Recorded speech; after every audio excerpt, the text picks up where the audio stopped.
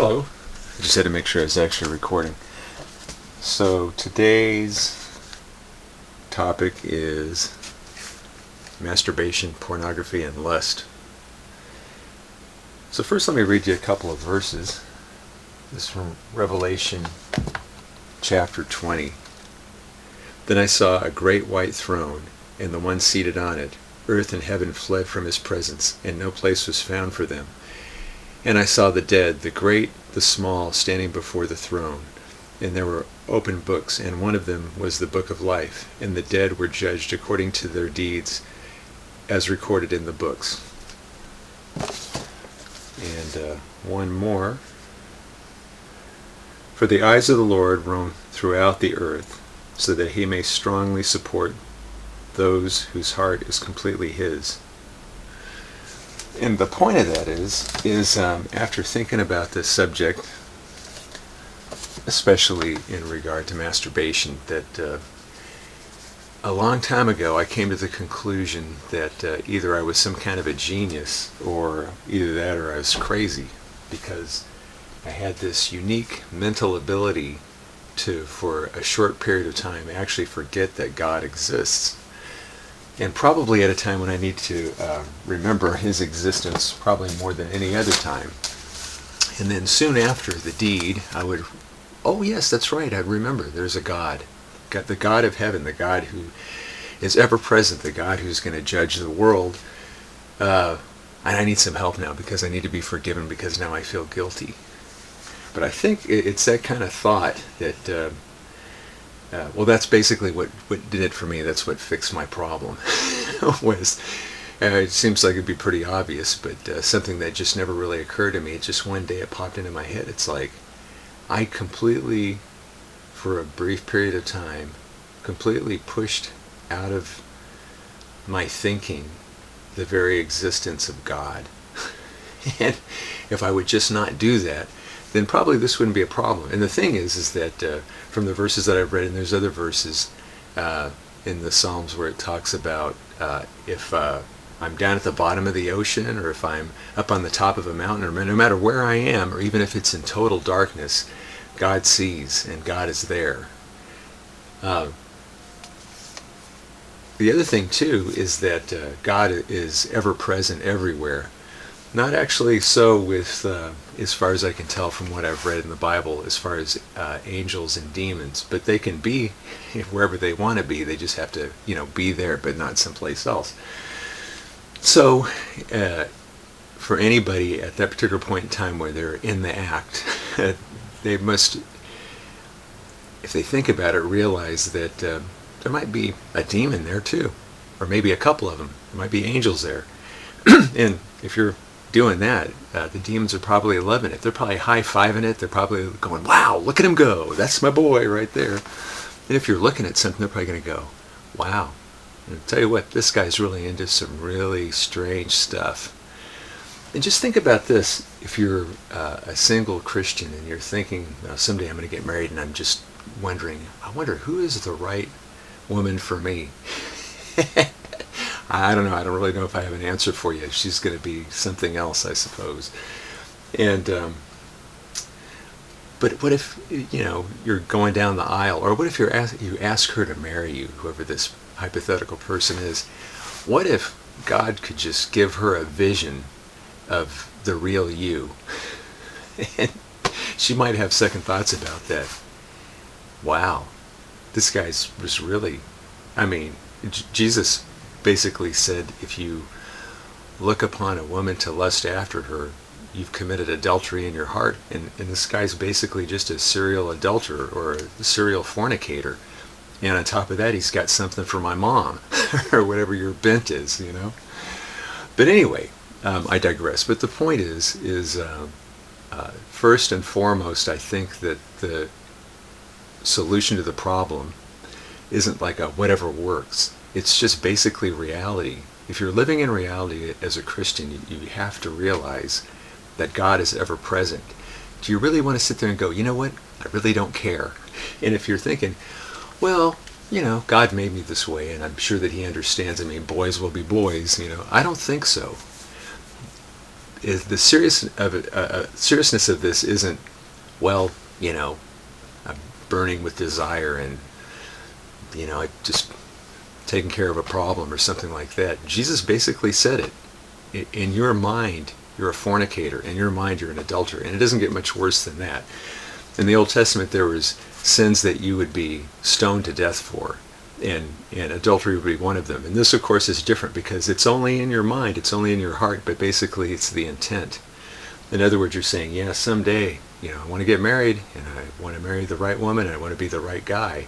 But your intent is really something different. It's divided. It's like, I really want to go down this path, but functionally I'm going down a completely different path. And I think you just have to realize that if you stay on that path, that at some point in time in this fight, you might end up being on the losing side. And just think about how you've got Christians who get married and their intent is, yeah, we're going to till death do us part.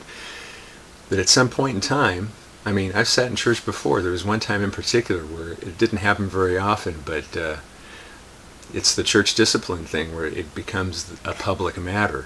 And from the pulpit they're saying so-and-so, some guy with his last name and some girl with her last name, and they're not the same, and they're saying, they've made the decision to continue on in the sin of adultery. And so therefore, and they just kind of go through the thing that at this particular point in time, they're not going to be attending, like they've been asked to not attend. But anyway, so that just, I think also just makes the point that it's not just boys will be boys and it's some little problem over here. And God knows already, so it's the big deal. It's a huge deal. Everything's sort of flip-flopped. The thing is that for people that are saying, for guys that are saying, I just lack the self-control, you really don't. Because the thing is, you don't go and do this in public. You go over and do this in private. It's not like you're a crazy person that just does things like, I have no control. It's like, it's not like anger, like I'm just driving down the road and next thing, somebody cuts me off and I get angry, okay? This is extremely more premeditated. Therefore, you actually have the ability to control it. The question is whether or not you will. And the thing that probably will help more than anything else is living in the reality that not only does God know, but God hates this. It's like way up there on the list. It's way up there, believe me. What's going on in your heart, the intent to be a fornicator or an adulterer is huge. Anyway, so moving on. So just also to mention that I had been in various different men's meetings, like 2 or 3, probably like 3 over the years, where this subject comes up, and typically it's pretty much left at, well, you're thinking about things that you shouldn't think about, and you should probably be accountable to somebody, which can't be understated that would probably be a good idea. But I think above all, the thing that was always missing was just this, the reality that God is actually there, present, with his back to you, angry. and it's like, and whoever else, in the spirit world decides to show up for the show, that should be enough right there. That should be enough where it shouldn't be a problem today, tomorrow, or forever. That's just my personal opinion, though, of course. Anyway, let's see, moving on. Today we're getting through a lot of material real quick. I'm already on the next page.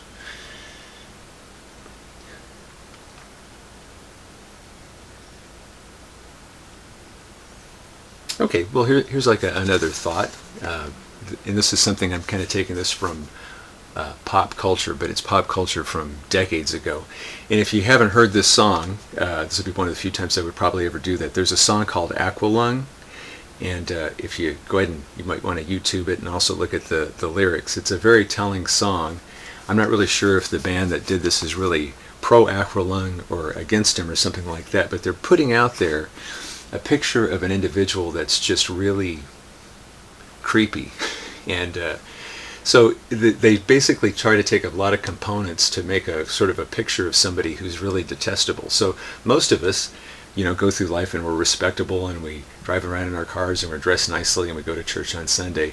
But I think that the whole idea of Aqualung, although they're not, I'm sure that if they hear this, they're going to go, no, we weren't talking about that. We weren't trying to get people to be moral. We were just making a song.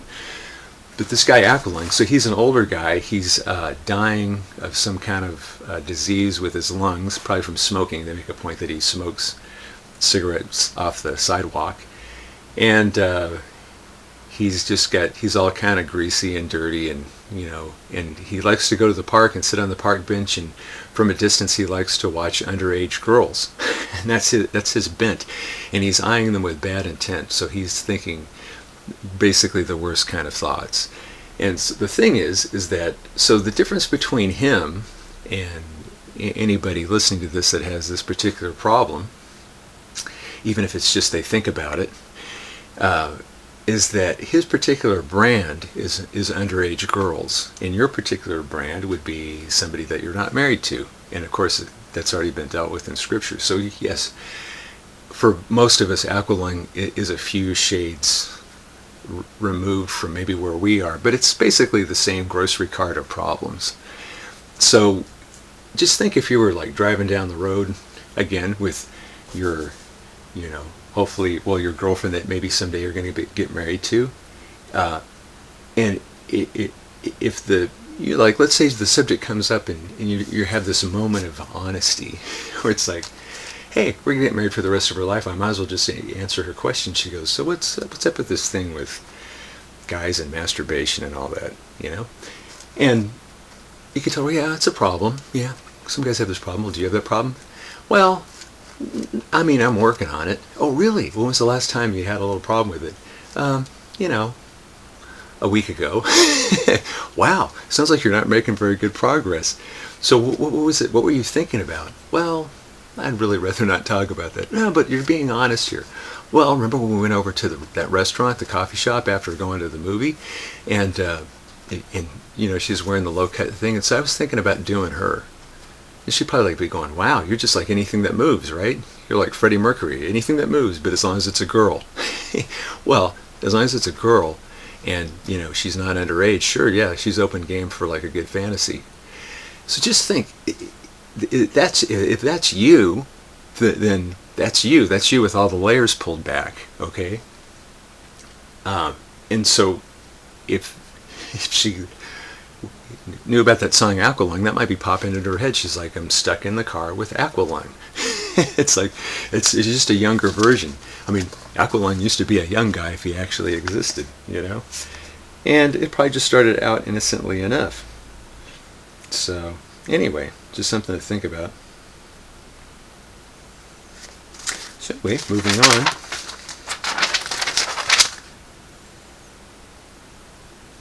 So anyway, so someday when you get married, you probably want to have a nice, happy Christian marriage, probably.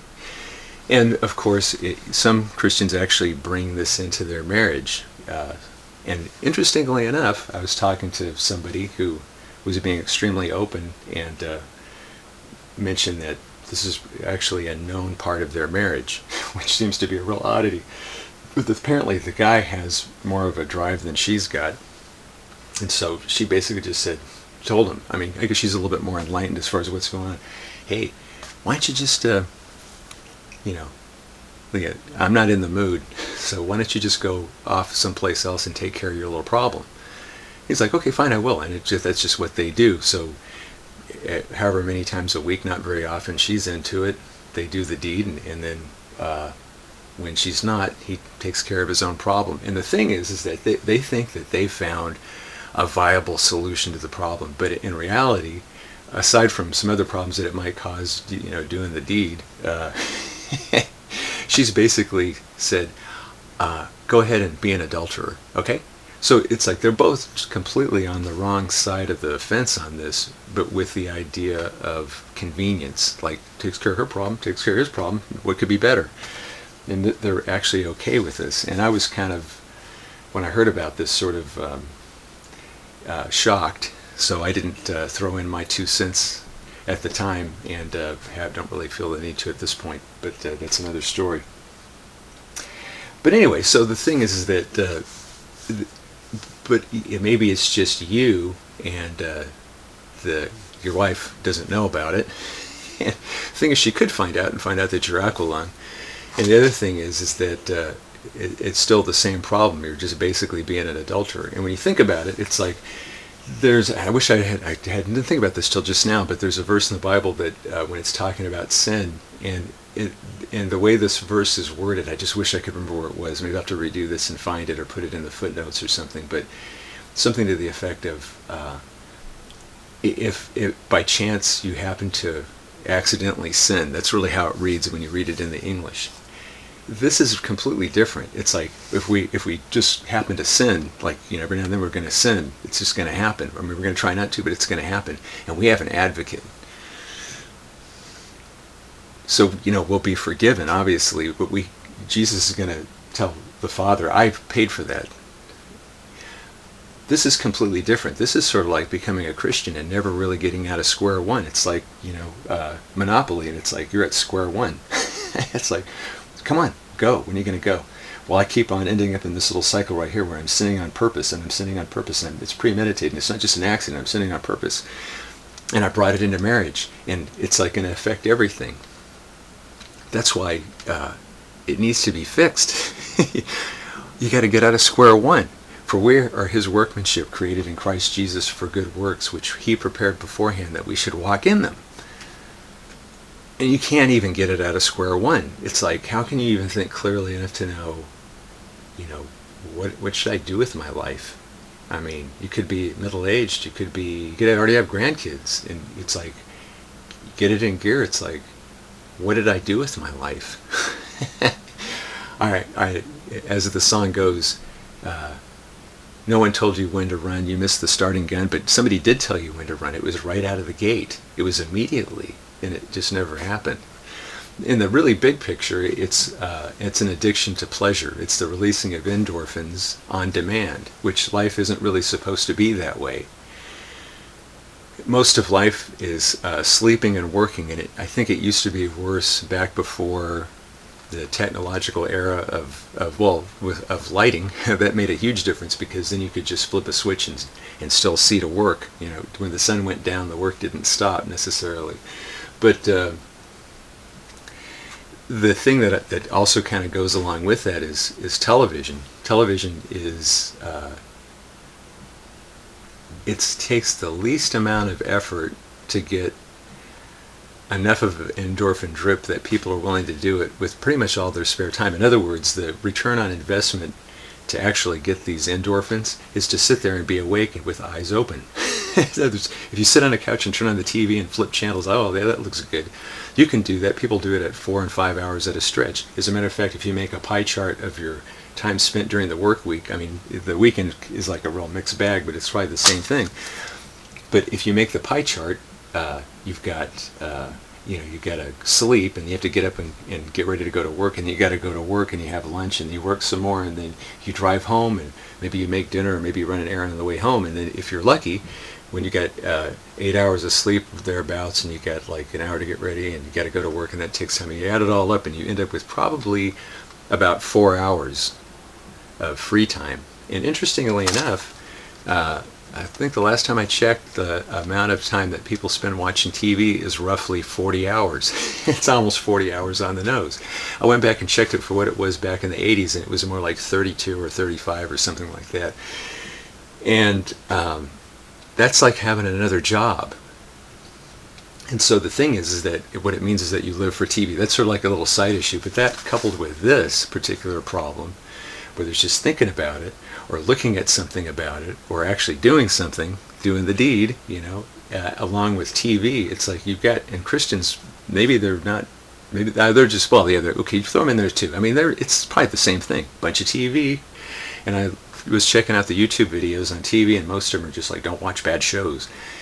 And really not enough like going, just turn it off. And there was a few secular videos where they're just saying that, just turn it off. And it's almost like nobody has the guts to go, just turn it off, So, unfortunately, I live with two people that do watch TV, but I make a point of, it's an extreme rarity, but it's kind of hard when they live right here. But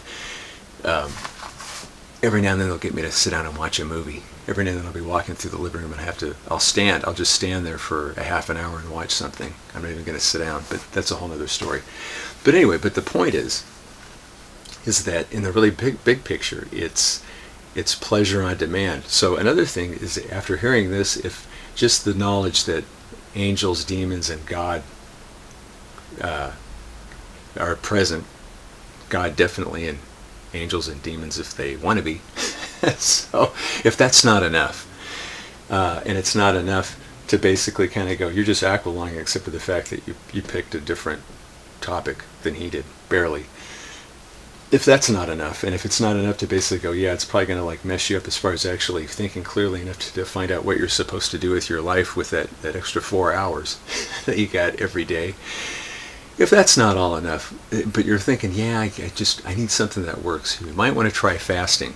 And the reason why I suggest that is because fasting is the antithesis of watching TV. Because fasting is an extended period of time where you're basically not getting much of any endorphins. If anything, you're doing something that's very unpleasant, that keeps popping up in your head all day long as you're fasting. And there's different kind of fast. Some people, it's like you get up in the morning, you don't eat anything, and then you eat after sundown. That would be kind of like I guess that's the Jewish kind of fast. But I'm talking about the real deal. That's where you have dinner the night before, and it's a normal dinner whenever you eat dinner, at 6 o'clock at night or something like that, and you don't eat anything else, and then you get up the next day and you don't eat anything, and then you go to bed that night, you don't eat anything, and then you get up and then you have breakfast, and it's a normal breakfast. I'm talking about that kind of fasting. So if you do that, you can actually train yourself to not always have the drip, drip, drip of endorphins. And the thing is, it's like that's really what rules people's lives here in America and in most developed countries, is that it's like Mondays are particularly bad because you probably just got off of one of these TV watching binge things, where you watched 20 hours of TV in 2 days or something like that, and then the endorphins get shut off and you go to sleep and you have to get up in the morning and you have to tough it out with no endorphins. And it's really hard. As a matter of fact, on Sunday night, you might stay up late just because of the fact that you're just dreading, I got to go to sleep and I can't because it's Monday morning. Is it the next thing that's going to happen in my life is Monday morning? Oh, film at 11. Oh, I got to watch that. I got to stay up for that. I have to be dead tired. And then you go to work dead tired and no endorphins on Monday. So fasting really helps because, see, the thing is, I can tell you from experience that it's easier to say no to lust, pornography, and masturbation. It's easier to say no to those than it is to say no to food. I mean, the thing is that if you woke up tomorrow and you feel like you feel when you're fasting, and you've been fasting like it's around lunchtime, you're already missing meal number 2. If you didn't know what was going on, if that was just this feeling you were having, you're probably like going, I don't know, something's really wrong. I wonder, it's like, maybe I'm dying. It's like, this is serious. I probably should get to a hospital because I feel weak and I got these pains in my abdomen and my thinking feels kind of fuzzy and I don't know what's going on and I just really feel really, really bad out of nowhere. Maybe I came in contact with something toxic. It's like if you've never fasted before, it's like that. It really is. If you can do that, if you can say, tomorrow I'm going to go on a fast, so tonight I'm going to eat my regular dinner and I'm just going to go to sleep and no snacks while I'm watching my TV shows, and I'm going to get up the next day and I'm not going to eat. If you can do that, and you can do that like once a week or however many, like once every other week or once a month, whatever it takes to train yourself to say no to endorphins, if you can do that, yeah, you can probably say no to a lot of things. So just throwing that in there as a little side note. So anyway, I don't know, that could possibly be it. I think I can probably wrap this up. Yeah. Yeah, I think that's probably it. Yeah, so hopefully that does it for you. Yeah, if you're not accountable to somebody, that would probably help. And try fasting, and don't be Aqualung, and be the right guy, if you're not married yet, for that girl. It's almost like a joke. Dear God, please help me find the right girl. It's like, hey, why don't you try being the right guy? Okay? Just a thought. Anyway, so that kind of wraps it up for me. Hopefully this has been helpful. Alrighty? And if it has, pass this along to somebody else.